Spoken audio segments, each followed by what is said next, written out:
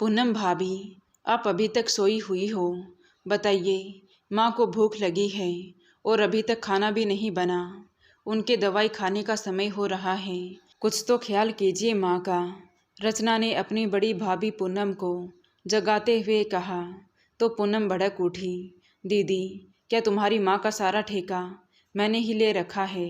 छोटी कहाँ है? वो भी तो इस घर की बहू है, वो खाना नहीं बना सकती क्या? मेरे सर में दर्द हो रहा है, मुझसे ऐसे ही नहीं उठा जा रहा। अब आप ही बताइए, कैसे बनाऊं खाना? इतना कहकर पूनम ने तो अपना पलड़ा झाड़ लिया। तो बेचारी रचना अब अपनी छोटी भाभी सरिता के पास गई और बोली, सरिता भाभी, बड़ी भाभी के सर में दर्द हो रहा है, कम से कम आप ही खाना बना दो, माँ को दवाई खानी है। अब क्या बताऊं दीदी, मेरे तो पेट में दर्द हो रहा है। सुबह से मेरा बहुत ज़ोर से पेट दर्द हो रहा था, मुझसे तो उठा ही नहीं जा रहा। और वैसे भी इस समय तो कोई मुझसे 2-3 दिन कोई बात ही ना करे तो ही सही है। दो टुकसा जवाब देकर सरिता ने भी अपनी ननद पूनम से छुटकारा पा लिया। पूनम बेचारी उदास होकर अपनी माँ दमयंती जी के पास आकर बैठ गई। तभी बेटी का उदास चेहरा देखकर दमयंती जी ने कहा, बोला था ना बेटा तुझे कि मत जा, मत इनके चक्कर में पड़, ये नहीं सुधरने वाली हैं। ये तो इनका रोज का नाटक हो गया है। जब खुद को भूख लगेगी तो आकर कोई अपना थोड़ा बहुत कुछ बना लेंगी, उसमें से बचा खुचा जो मुझे मिल जाएगा वो मिल जाएगा। ये बस सुबह शाम अपने पतियों के रहने पर ही खाना बनाती हैं और बनाएंगी भी ऐसा कि तुरंत ही खाकर ख़त्म कर दो। इन्हें बिल्कुल भी मेरी चिंता नहीं है। मुझे दोपहर की दवाई खानी होती है, पर ये तो पूरी दोपहर आराम से सोती रहती हैं, किसी को कोई बीमारी नहीं है। ये बस तुम्हें देखकर नाटक कर रही हैं। कोई बात नहीं माँ, तुम बताओ क्या खाओगी, मैं तुम्हारे लिए कुछ बनाती हूँ। रचना ने कहा तो दमयंती जी बोली, नहीं बेटा, तुम बैठो, 1-2 घंटे के लिए मिलने आती हो, उसमें भी किचन में लग जाओगी। रहने दे, मैं कुछ भी खा लूँगी। नहीं माँ, ऐसे कैसे खा लोगी, रुको तुम, मैं आती हूँ। कहते हुए रचना किचन में चली गई और अपनी माँ के लिए खाना बनाने लगी। कुछ देर में खाना खिलाकर रचना ने उन्हें दोपहर की दवाई दे दी। पूरा दिन ऐसे ही निकल गया। रचना सुबह से आई हुई थी, लेकिन उसके भाभी पूनम और सरिता में से किसी ने भी अपने कमरे से बाहर निकलना सही नहीं समझा। शाम को जब रचना जाने लगी तब तक उसके बड़े भाई सुनील और छोटा भाई अनिल भी आ गया और दोनों ने ही जिद करके रचना को आज के लिए और रोक लिया। बेटों की बात सुनकर दमयंती जी ने कहा, क्यों रोक रहे हो बेटा उसे, क्या फ़ायदा रोक कर? दोपहर को खाना बनाया है इसने, फिर रात को भी उसी को बनाना पड़ेगा। सुबह से आई है, तुम दोनों की पत्नियां एक बार भी निकल कर उसका हालचाल पूछने नहीं आई। दोनों ही अपने अपने कमरे में बहाने करके लेटी पड़ी हैं। क्या ही सुख मिलता है बेचारी को यहाँ पर आने का। आज ये आ गई तो मैंने टाइम पर दवाई खा ली, नहीं तो फिर वही रोज़ की तरह दोपहर की दवाई में खाली पेट ही खाकर सोती हूँ। क्या पूनम अपने कमरे से बाहर नहीं निकली? हैरानी से सुनील ने पूछा। और भाभी के साथ साथ सरिता भी नहीं निकली? अनिल ने भी गुस्से से कहा। तो दमयंती जी बोली, बेटा तुम लोगों को पता तो है उन दोनों की नौटंकी, आए दिन उनकी हरकतें ऐसे ही हो रही हैं। रुको माँ, मैं अभी बुलाता हूँ उन्हें। सुनील और अनिल दोनों ही वहीं अपनी माँ के पास बैठ गए और अपनी अपनी पत्नियों को ज़ोर से आवाज़ देकर बुलाने लगी। तो अपने पति की आवाज़ सुनकर दोनों कमरे से बाहर निकल कर आई।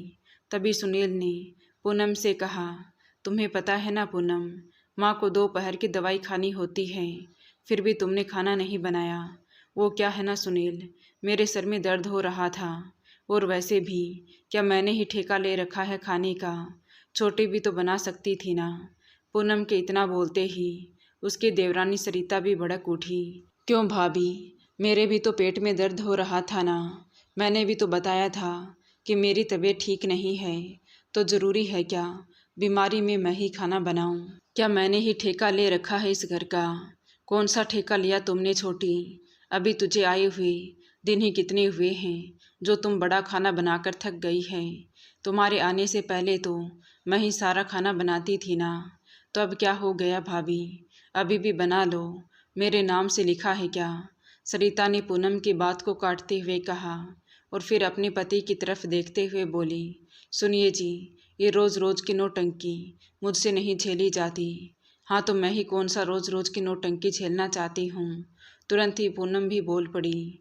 फिर अपनी सास की तरफ देखकर पूनम ने कहा, अब मैंने फैसला कर लिया है माँ जी कि अब हमारा हिस्सा दे दीजिए, हम आराम से अलग अलग रह लेंगे, हमें कोई दिक्कत नहीं है। ऐसे रोज़ रोज़ की नौटंकी से तो अच्छा है कि हम अपना अलग अलग घर बसा लें। रही बात माँ जी की, तो माँ जी सुबह मेरे पास खा लेंगी और शाम को छोटी के पास खा लेंगी। क्यों छोटी, सही कहा ना मैंने? पूनम ने चालाकी दिखाते हुए कहा। तो सरिता बोली, हाँ भाभी जी, बिल्कुल सही है, ऐसे में हमें टेंशन भी नहीं होगी, हमारा काम भी हो जाएगा। और रही बात रचना दीदी की, तो रचना दीदी जब भी आएंगी गर्मी की छुट्टियों में या ऐसे ही, तो वो भी सुबह का खाना मेरे पास खा लेंगी और शाम का खाना आपके पास खा लेंगी।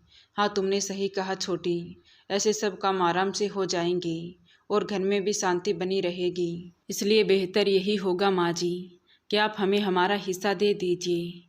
दोनों बहुओं की बातें सुन दमयंती जी हैरान हो गई। उनकी आंखों में आंसू आ गए। बड़ी आस लेकर उन्होंने अपने बेटों की ओर देखा। सुनील और अनिल दोनों ही हैरानी से अपनी अपनी पत्नियों को देख रहे थे कि खाना बनाने को लेकर बात इतनी आगे बढ़ गई है। सुनील ने कहा, तुम लोग अलग हो जाओगे तब भी तो तुम लोगों को दोनों टाइम अपनी रसोई में खाना अलग बनाना पड़ेगा ना, तो इससे अच्छा है कि तुम लोग एक ही में बना लो। नहीं सुनील, ये मुश्किल है, आए दिन बीमारी लगी रहेंगी तो मैं कैसे अकेले खाना बनाऊंगी, मेरे बस की बात नहीं है।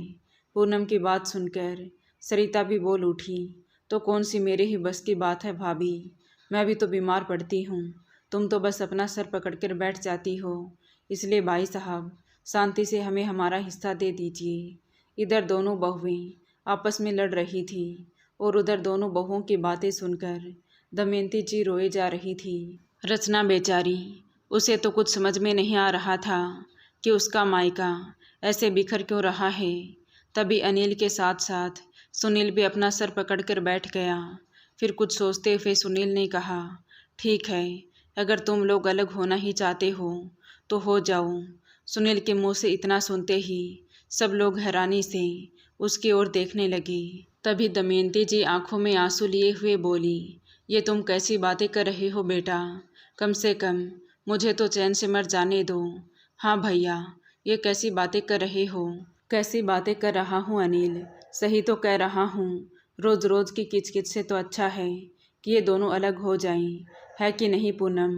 अपने पति की बात सुनकर पूनम एकदम से खुश हो गई। उसने तुरंत ही कहा, हाँ और नहीं तो क्या, रोज़ रोज़ की किचकिच से तो अच्छा है कि हम अपना अलग अलग घर बसा लें। भाई के मुंह से ये सुनकर अनिल हैरानी से सुनील को देखे जा रहा था।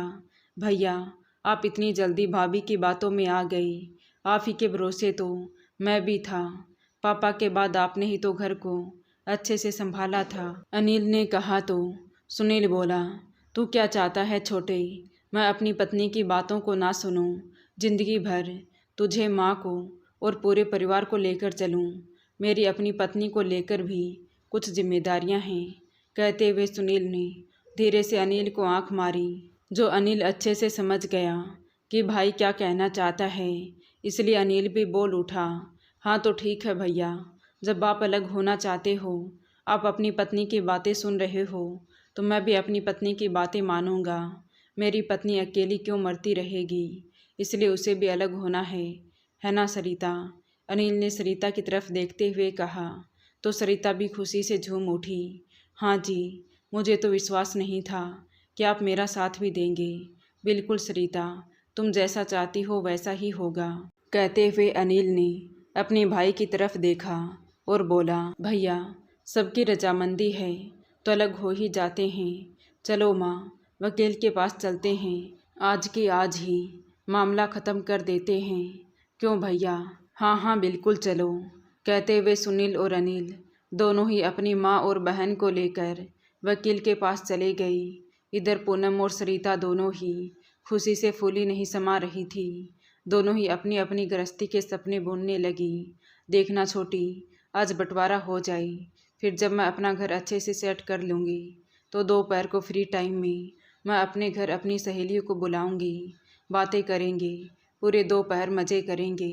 हाँ भाभी जी, मैं भी सोच रही हूँ कि मैं भी जब अपना घर सेट कर लूँगी तो फिर मैं भी किटी पार्टी करूँगी। बस अब हमारे भी अपने दिन आने वाले हैं। दोनों अपनी अपनी यादों में ही खोई हुई बातें कर रही थी। करीब 2-3 घंटे बाद सुनील और अनिल अपनी माँ और बहन को वापस लेकर आ गई। सबको घर आया देखकर पूनम और सरिता खुशी से भागकर बाहर आई। दोनों ही बड़ी बेचैन थी, जल्दी से अपने अपने पतियों के मुंह से ये सुनने के लिए कि उनका घर में कौन सा हिस्सा है, उनका बंटवारा कैसे हुआ है, ऊपर कौन रहेगा और नीचे कौन रहेगा। सुनील अपनी माँ को बैठाकर खुद भी उनके बगल में बैठ गया। अनिल भी दूसरी ओर माँ के बगल में बैठ गया तो रचना भी वहीं दोनों भाइयों के पास बैठ गई। सबके चेहरे पर शांति थी सिवाय पूनम और सरिता के। पूनम की बेचैनी बढ़ती जा रही थी, इसलिए आखिरकार उसने पूछ ही लिया, क्या हुआ सुनील, सब ठीक तो है ना? हाँ सब ठीक है पूनम, तुम चिंता मत करो, जैसा तुम चाहती थी वैसा ही हुआ है। अच्छा तो फिर बता दो कौन कौन सा हिस्सा किसका है, ताकि हम अपनी अपनी व्यवस्था कर सकें। हाँ बिल्कुल, एक काम करो, ऊपर का जो पूरा हिस्सा है उसके 2 भाग हुए हैं। एक भाग तुम्हारा है और एक भाग अनिल और उसकी पत्नी का है।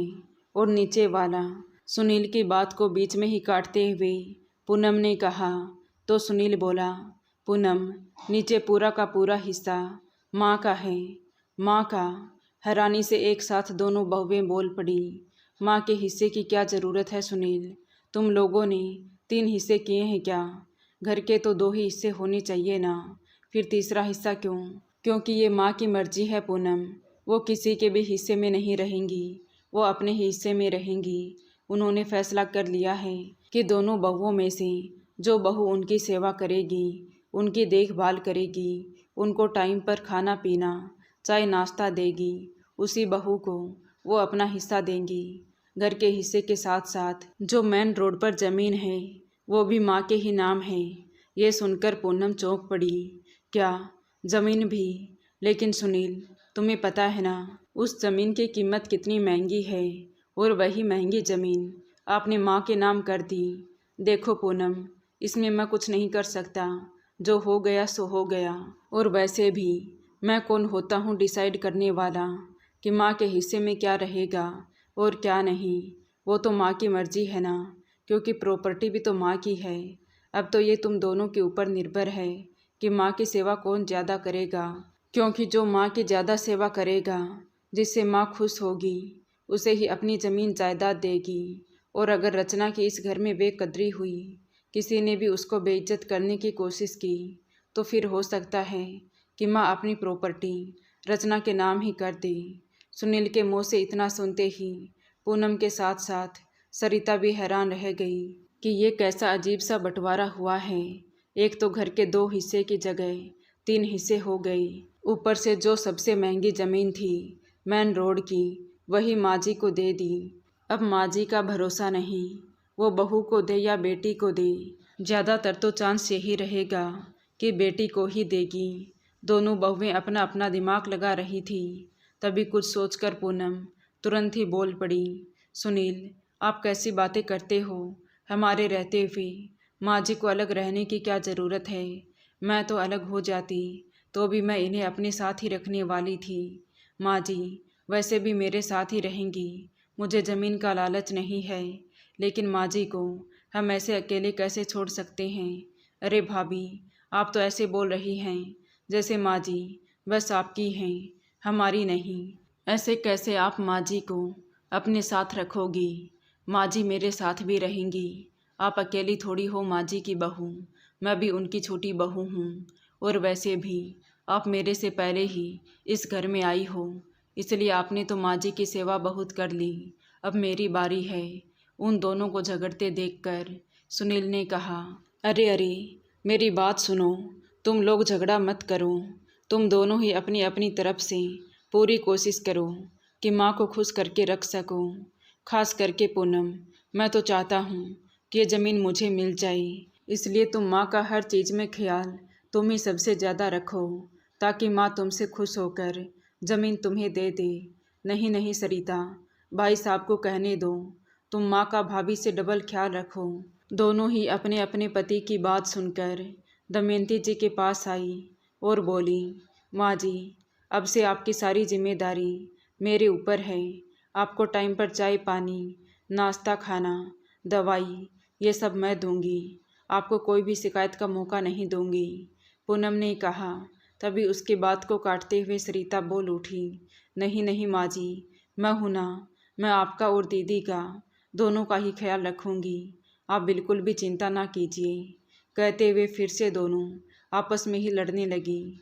दोनों ही बहुओं को अपने लिए इतनी फिक्र करते देखकर दमयंती जी दोनों बेटों को देख मुस्कुरा रही थी।